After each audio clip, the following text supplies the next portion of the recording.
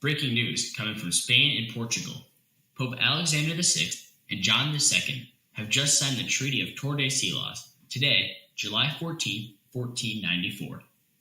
The negotiation will give Spain exclusive rights to all discovered and undiscovered land west of the demarcation line.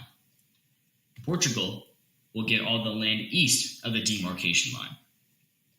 This comes after Columbus notified Alexander of his findings, so Alexander had to act quickly to make sure he could keep all the land that Columbus found. It was also put into play to avoid any wars between Spain and Portugal. The treaty also includes many other agreements. The purpose of these agreements were to clarify the limits of the Portuguese and Spanish territories off of the African coast, especially the limits of the Kingdom of Fez, as well as the fishing rights of Spain.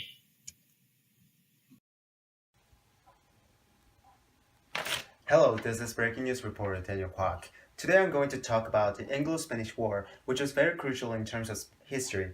The Anglo-Spanish War was an intermittent conflict between the Kingdom of Spain and England that was never formally declared. It started in 1585 and ended completely 1604. King Philip II, Marquis of Santa Cruz, Spain Duke of Parma, Spain Martin de Padilla are the major Spanish people involved. Elizabeth I, James VI, Francis Duke, John Hawkins, all of Leicester, the major English people involved. It was punctuated by widely separated battles and began with English military expedition in 1585 to the Netherlands. The battle took places in many different places, such as Atlantic Ocean, English Channel, Low Countries, Spain, Spanish Main, Portugal, Cornwall, Ireland, Americas, Azores, and Canary Islands. The war was triggered by religious cause. Philip II of Spain sought to suppress the rising Protestant heresy in his territories, which eventually exploded into an open rebellion in 1566. Meanwhile, relations with the regime of Elizabeth I of England continued to deteriorate, caused by leading English Protestants to support the Protestant Dutch revolts against Philip, increased the tension further, and it eventually led to wars. And it lasted for about 20 years. The war ended up with a peaceful treaty, which is considered the significance of the war. The Treaty of London restored the status, and the terms of the treaty were favorable to Spain and England. For Spain, the treaty secured its position as a leading power in the world.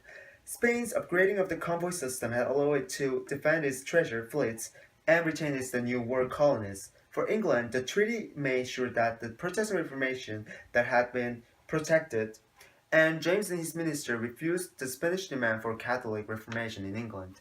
Thanks for watching. Breaking news from Spain, as King Ferdinand is dead. I'm here with Charles I, his grandson. Charles, how are we doing today? Doing good, how are you? I'm fantastic. So, tell me a little about King Ferdinand's life. Well, he was born on March 10th, 1452 in Aragon, Spain. He was born to John II, who was king at the time. He had many political marriages and was a very powerful leader. So how did he become king? Well, Charles II, his father, actually gave him rights to Sicily, but after a political marriage with Queen Isabella, they shared the throne of Aragon. How did he die? He died of natural causes at the age of 64. Does Ferdinand have any heirs to the throne? Actually, him and Isabella had many heirs, but only 5 survived to childhood, and many were strong political leaders in the European nations. So who will be the next king? I actually will become king next. So what were some of Ferdinand's major He accomplishments? financed many different exploration projects, including Columbus's. He allied Spain with Portugal, and he started the Spanish Inquisition. Speaking about the Spanish Inquisition, we have Frank to talk a little about that. Thank you. Developing news, putting all citizens of the Spanish Empire on edge, is the formation of the Spanish Inquisition. Initiated by Spanish Catholic monarchs Ferdinand II of Aragon and Isabel I of Castile, established in 1478 as court of the detection of heretics and conducted throughout the entirety of the Spanish Empire. The goal is to eliminate and oppress anyone against the Church and put an end to all heresies.